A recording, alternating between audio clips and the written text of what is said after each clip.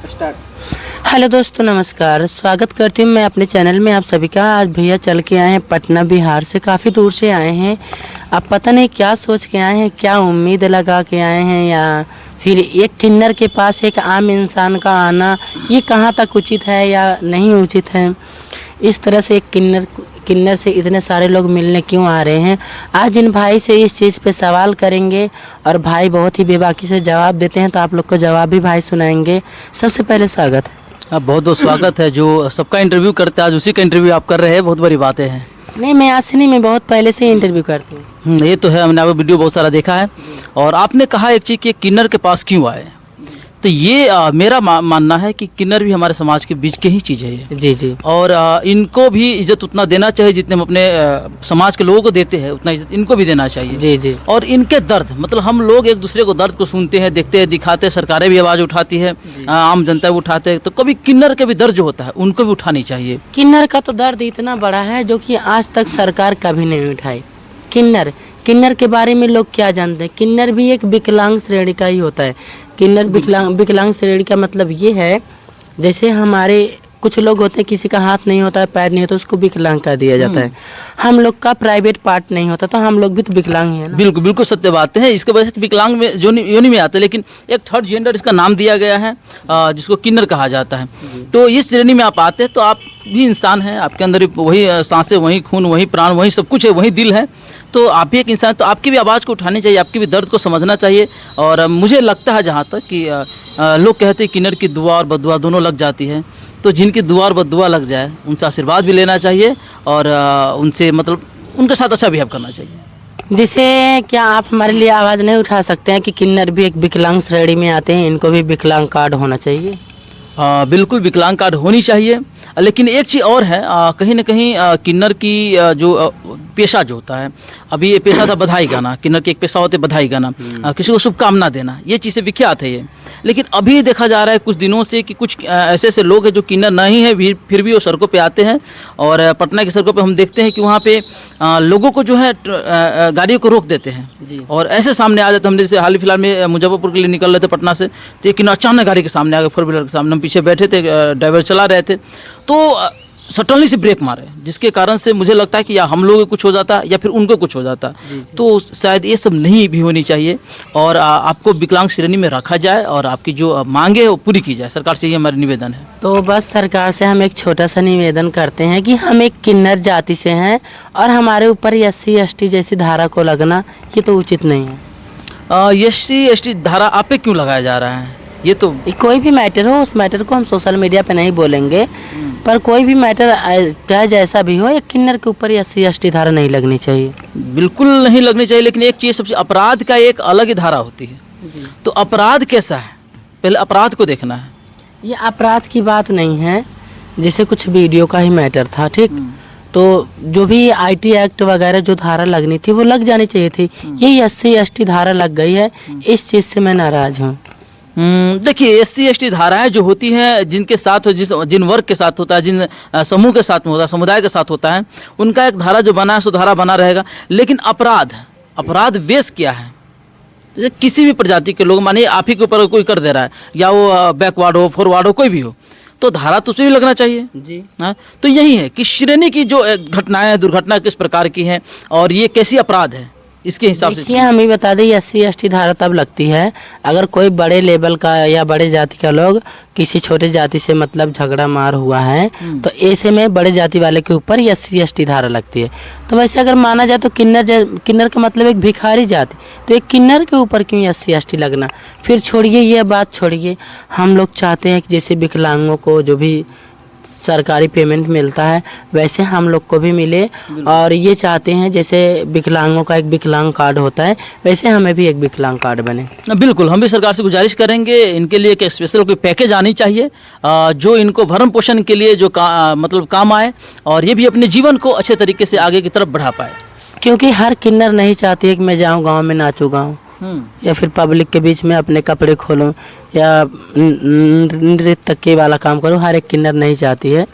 तो सरकार अगर हमारे लिए, अगर सरकार के दिल में थोड़ी सी भी जगह होगी तो किन्नरों के लिए इतना सा चीज़ जरूर करेगा। अच्छा रंजना जी, एक सवाल आपसे मेरा रहेगा कि हमने आपको बताया किन्नर डायरेक्ट गाड़ी के सामने आ गया, मैंने बताया कि कैसे दुर्घटना हो सके तो वहाँ पे, तो बहुत सारे आपके समुदाय के लोग हैं, क्या कहना चाहेंगे उनको आप? क्योंकि मेरे ख्याल से ये गलत चीज़ है, क्योंकि खुदा न करे, भगवान न करे, कहीं आपके साथ ऐसा हो जा रहा है, कभी मेरे साथ ऐसा हो रहा है, कहीं ब्रेक फेल हो गया वगैरह, तो कहीं ना कहीं बहुत बड़ा दुर्घटना हो सकता है, जिसके कारण से आप जान से जा सकते हैं, हम भी जान से जा सकते हैं, या नहीं तो हम नहीं जान से जाएंगे। मतलब किन्नर गाड़ी खूब तेज चला रही थी? नहीं, जैसे कि हम लोग तेज़ी से जा रहे थे गाड़ी पे और वो लोग सड़कों पे जाम कर मतलब अपना ले रहे थे, पैसा वैसा मांग रहे थे, और अचानक से गाड़ी के सामने आ गए, जो सडनली ब्रेक लगाए ड्राइवर, तो ऐसा लगा कि हम लोग फेंका जाएंगे बाहर।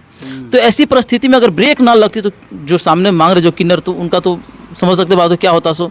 नहीं तो रोड है, देख ताक के बचाए बचाए के करना चाहिए। वैसे क्या होता है ना, एक होती है औरत, एक होता है आदमी और एक होती है किन्नर, ठीक। तो ये जो आदमी होते हैं इनके दिमाग बहुत चालाक होते हैं। आदमी से 15% कम दिमाग औरतों का होता है, और औरत और आदमी से 30% कम दिमाग किन्नरों को होता है। तो हम लोग का कुछ दिमाग की वजह से भी ऐसा हो जाता है, फिर भी ऐसा करना नहीं चाहिए। वीडियो कितने मिनट का हुआ? 6 मिनट का। और वीडियो भी कुछ मतलब इस तरह से इंटरटेन की बात क्या करें, मतलब ऐसा किन्नरों को नहीं करना चाहिए। पहली बात तो इस तरह से नाजायज़ मांगना ही नहीं चाहिए, जो जायज़ है वो मांगना चाहिए, जो नाजायज़ है वो नहीं मांगना चाहिए। सड़कों पे मांगना ये नाजायज़ है? नहीं, मांगना नाजायज़ नहीं है। नहीं यार, रोडों पे मांगना नाजायज़ है, लेकिन वैसे गांव में किसी को बच्चा हो वहाँ मांगो, ये जायज़ है। हाँ, ये जायज़, आपका कहना है सही है। लेकिन अगर आप सड़कों में भी आते, हम आपके समुदाय को ठेस नहीं पहुंचाना चाहूँगा, लेकिन आप सड़कों में भी आते तो वहाँ मांगे जहाँ पे स्टॉपेज हो, जहाँ पे गाड़ी रुकने की संभावना हो। जहाँ पे नहीं रुकने की संभावना हो वहाँ पे तो खैर क्षति हो सकता है। तो वही तो मैं बोल रही हूँ कि नाजायज़ ना मांगे, जहाँ जायज़ है वहाँ मांगे। दुकान पे मांग ले, दुकान पे मांग ले, और घर में जिस किसी के बच्चा पैदा हो तो वहाँ पे मांग ले। अब ऐसा नहीं है कि सारे रोड पे पता नहीं कौन कहाँ से आ रहा है, कौन कहाँ से नहीं आ रहा है, किसी के पास 10 रुपए है भी कि नहीं है, ऐसे नाजायज़ ना मांगे। अच्छा रंजना जी, बहुत सारी बातें हो गई, हम चाहेंगे कि आप बहुत अच्छा गाना गाते हैं, कोई गाना आप सुना दीजिए। नहीं, गाना मैं नहीं सुनाऊंगी, क्योंकि हर वीडियो में गाना गाना ये भी अच्छा नहीं। तो शायरी कह दीजिए, क्योंकि शायरी हम चाहते हैं आप कुछ शायरी बोलिए। हम शायरी क्या कहें, मेरा शायरी तो कुछ आपके दर्शक को पता ना पसंद आएगा या नहीं आएगा। बोलिए, बिल्कुल बोलिए। अच्छा, बिल्कुल, अगर आप कहते हैं तो हम बोलेंगे, और शायरी ऐसी होनी चाहिए। चलिए ठीक है, अपनी लाइफ से जुड़ी हुई कुछ कहानी बता देते हैं, मतलब शायरी में 2 शब्द में बता देते हैं कि अब हमें क्या खुशी मिलेगी ये कामयाबी तुझे पाकर, जब हमने मोहब्बत ही खो दिया जमाने में। अब हमें क्या खुशी मिलेगी ये कामयाबी तुझे पाकर, जब हमने मोहब्बत ही खो दिया जमाने में। लोग धन दौलत पैसा और वक्त खोते हैं, हमने तो ज़िंदगी ही लुटा दिया तुझे पाने में। आपकी शायरी का जवाब हम शायरी से ही देंगे कि तुम्हारी याद में कल माँ का नाम भूल गई, कि तुम्हारी याद में कल माँ का नाम भूल गई, और नमाज आज था लेकिन सलाम भूल गई। तो पान खाना, मिश्री लगाना और जुल्फे बनाना छोड़ दो,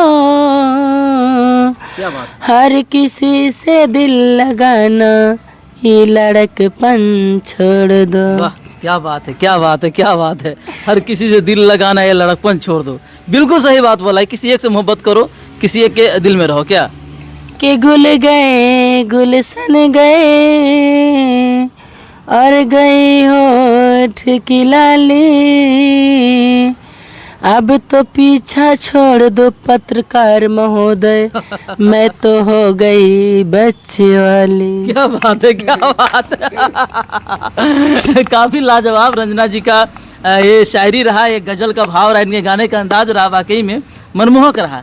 और कहीं ना कहीं आप जब गा रहे थे तो एक अंदर से एक फील जो होता है, मतलब एक लग रहा था कि नहीं, एक कि महफिल में बैठे हुए हैं और इसका आनंद ले रहे हैं, और हम आनंदित काफ़ी ज़्यादा हुए। बहुत अच्छा लगा आपसे मिल करके, आपसे बातें कर करके, और हमारी जो दूरी की सफ़र रहा, और कहीं ना कहीं यहाँ आकर आपसे बातें करके रंजन जी के बारे में हमने बहुत चीज़ देखा, बहुत कुछ जाना, बहुत कुछ सुना, लेकिन यहाँ आकर के जो रंजन जी की वास्तविकता को मैं जानता हूँ, जब आपसे बातें किया तो लगा नहीं, वो रंजना जो सोशल मीडिया पे किसी और के चैनल पे वायरल होती है वो कोई और है, और रंजना 555 जो है आपका, उस पर वो अलग है, और हमारे सामने जो है वो काफ़ी अलग है, वाकई में बहुत अलग है।